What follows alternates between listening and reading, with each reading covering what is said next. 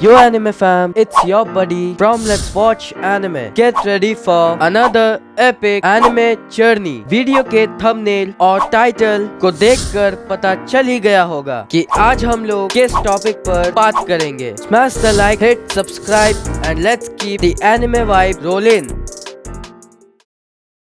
Video की शुरुआत में हम लोग देखते हैं कि संग जिंग वू मारा जा चुका है। उसके बाद हम लोग देखते हैं कि वो नींद से उठता है और वो खुद को हॉस्पिटल में पाता है। पिछले लड़ाई के दौरान उसके हाथ पैर कट गए थे, पर इस बार उसके हाथ पैर सही सलामत मिले। जैसा कि पिछले वीडियो में हम लोगों ने देखा था कि संग जिंग वू के छाती में उन मॉन्स्टर्स ने अपनी तलवार ढुका दी थी, पर इस बार उसके छाती में कुछ भी नहीं था और कुछ दाग भी नहीं थे। इसी वक्त दो बंदे आते हैं। जैसे इस बंदे का नाम होता है वो जिनचुल।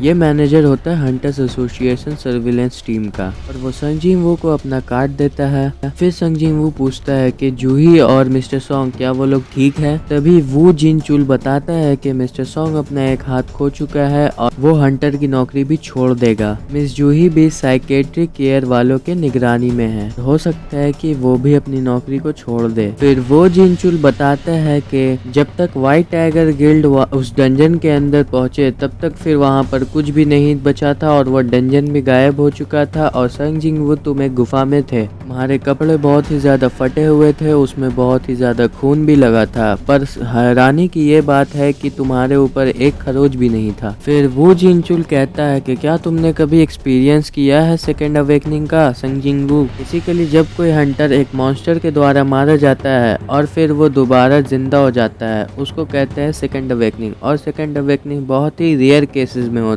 है। तभी वो जिनचुल के साथ जो दूसरा बंदा होता है वो ला करके देता है मानामीटर और कहता है संग जिंग वू को कि इस पे अपना हाथ रखो। ये मानामीटर हंटर के रैंक को डिनोट करके बताता है। वो जिनचुल सोच रहा था कि ये बंदा एस रैंक हंटर होगा या फिर ए रैंक हंटर होगा, पर ये बंदा तो ई रैंक हंटर से भी बेकार है क्योंकि इसका स्कोर होता है 10 और एक नॉर्मल ई रैंक हंटर का होता है 70 स्कोर। उसके बाद हम देखते हैं कि संग जिंग वू बहुत ही ज्यादा खुश हो जाता है। उसके बाद वो कहता है कि अगर मैं दोबारा जिंदा हुआ हूँ तो क्या आप मुझे बता सकते हैं कि मेरा रैंक क्या है। तभी वो जिनचुल कहता है कि मुझे माफ कर दीजिए सर, मुझे लगता है कि हमने कोई गलती कर दी है। मैं तुम्हें बता चुका हूँ कि वो ऐसा किस लिए कहता है। फिर वो जिनचुल कहता है कि आखिर ये बंदा सरवाइव कैसे कर गया उस डंजन में। तभी हम ये देखते हैं कि संग जिंग वू सोच रहा होता है कि आखिर वो जिनचुल ने इस नोटिफिकेशन पैनल के बारे में क्यों नहीं पूछा। संग जिंग वू कहता है कि लगता है कि वो सिर्फ वही देख सकता है उस नोटिफिकेशन पैनल को। तभी जीना आ जाती है। मैंने पिछले एपिसोड में बताया कि ये लड़की कौन है, फिर भी मैं बता देता हूँ। ये लड़की है संग जिंग वू की सिस्टर। और फिर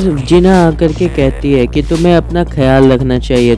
तुम्हें पता है कि मैं तुम्हारे बारे में कितना परेशान थी। फिर जीना कहती है कि तुम इस बार पूरे 3 दिन तक बेड पर थे। फिर संग जिंग वू जीना से पूछता है कि क्या तुम्हें ये नोटिफिकेशन पैनल दिख रहा है। फिर संग जिंग वू कहने लगता है ये बिल्कुल उसी तरह है जैसे तुमने गेम पर देखा था कि यू हैव अनरीड नोटिफिकेशन। फिर संग जिंग वू सोचने लगता है कि आखिर ये गेम का क्या माजरा है। फिर वो ये सोचता है कि इसमें तो प्लेयर से भी डिनोट किया गया था संग जिंग वू को। खैर ये सब तो जिन्हा को समझ नहीं आता है तो वो हॉस्पिटल से बाहर आ जाती है। तभी हम देखते हैं कि उसके साथ उसकी फ्रेंड भी होती है। फिर हम देखते हैं कि वहाँ पे और भी नोटिफिकेशन पैनल ओपन हो जाते हैं जिसमें लिखा होता है कि ये सिस्टम डिजाइन किया गया है प्लेयर के डेवलपमेंट के लिए, और उसमें लिखा होता है कि फेल होने पर सजा भी मिलेगी। फिर हमें डेली क्वेस्ट स्ट्रेंथ ट्रेनिंग भी दिखाया जाता है। इसको ओपन करने पर हमें दिखता है कि 100 pushups, 100 sit-ups, 100 squat, 10 kilometre running, और फिर वार्निंग भी होता है कि फेलियर होने पर पेनल्टी मिलेगी और उसे वो पेनल्टी पूरा करना होगा। पर संग जिंग वू इस पर ध्यान नहीं देता है। फिर हमें देखते हैं कि वो जिनचे अपने चेयरमैन को कहता है कि कोई भी सेकेंड अवेकनिंग नहीं हुआ है, वहाँ पर अभी भी बहुत से राज छुपे हैं। फिर हम गिल्ड मास्टर चोई को देखते हैं जो मिसेस चाहाई को कहता है कि अब से तुम इंस्ट्रक्टर का काम करोगी। ये रेड सिर्फ एक ट्रेनिंग टेस्ट की तरह होने वाला वाला है नए हंटर्स के लिए और हमें तुम्हारे काबिलियत पे कोई भी शक नहीं है चाहे। तभी हम देखते हैं कि एक और जगह पर गेट खुल जाता है और फिर हम संग जिन-वू को देखते हैं जो कि पीसफुली सोया हुआ रहता है। तभी एक नोटिफिकेशन पैनल खुलता है 12 बजने पर और फिर संग जिन-वू ने अपने क्वेस्ट को पूरा नहीं किया था तो उसे पेनल्टी लग जाती है और फिर वो खुद को एक अलग से डंजन में पाता है जो कि पूरा डेजर्ट की तरह होता है और वहाँ से बहुत सारे मॉन्स्टर्स निकलते हैं और फिर वहाँ पे नोटिफिकेशन पैनल भी आता है जहाँ पर लिखा होता है कि तुम्हें 4 घंटे तक सरवाइव करना है। दूसरी तरफ हम देखते हैं कि एक नर्स संग जिन-वू को देखने आती है पर वो वहाँ पर होता ही नहीं है तो फिर वो और एक और नर्स मिलकर संग जिन-वू को खोजने लगते हैं और फिर संग जिन-वू बहुत ज्यादा डर जाता है और फिर वो दौड़ने लगता है और इसी तरह दौड़ते दौड़ते वो 4 घंटे की पेनल्टी को कंप्लीट करता है। तभी संग जिन-वू अपने रूम में समन हो जाता है और वो टकरा जाता है दीवार से और गिर जाता है। तभी वहाँ पर एक नोटिफिकेशन पैनल ओपन होता है जहाँ पर लिखा होता है कि तुमने अपने पेनल्टी क्वेस्ट को कंप्लीट कर लिया है, अब तुम्हें एक रिवॉर्ड मिलेगा। रिवॉर्ड लेने के लिए यस पर क्लिक करो और फिर वो नर्सेस संग जिन-वू की हेल्प कर देती है और फिर हम लोग देखते हैं कि संग जिन-वू कुछ कपड़े पहनता है और फिर वो कहता है कि अब उसे यहाँ से जाना चाहिए।